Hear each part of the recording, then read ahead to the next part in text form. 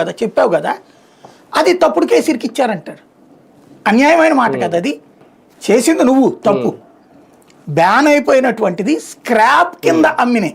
Scrap అంటే ఏంటి? తుక్కు కింద అమ్మిన వాటిని ఒరిజినల్ అని చెప్పి వేరే మోడల్ కిందకి మార్చి బస్సుల కిందకి మార్చి చేశాడు ఆయన. అది ఇష్యూ.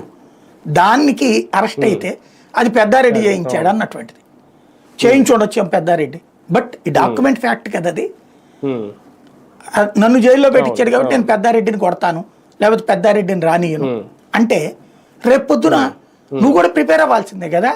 సరే జగన్ రాకపోతే, పెద్దారెడ్డి గెలవకపోతే ఓకే. ఇదివరకు పెద్దారెడ్డి మాట్లాడినప్పుడు ఎలక్షన్స్ ముందు మనమే తప్పు పెట్టాం మండిపేటలోనే. ఏమని అప్పుడు మాట్లాడింది అతను?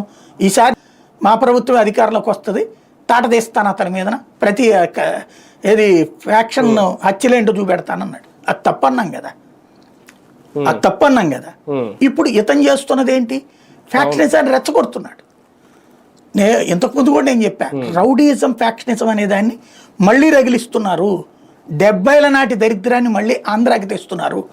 70ల నుంచి 94, 95, 96 దాకా ఉన్న రౌడీయిజం ఏదైతే ఆంధ్రాని పట్టి పిడించిందో దాన్ని 95, 96 తర్వాత చంద్రబాబు నాయుడు వచ్చి కంట్రోల్ చేసుకొచ్చారు. దాన్ని ఆ కంట్రోల్ చేసి రాష్ట్రాన్ని ఒక నాన్ రౌడీయిజం, నాన్ ఫ్యాక్షనిజం స్టేజ్కి తీసుకొచ్చారు. దాన్ని రాజశేఖర రెడ్డి కూడా కొనసాగించాడు. మళ్ళీ ఇప్పుడు ఆ పాత రోజులకి అదే చంద్రబాబు తెస్తున్నారు.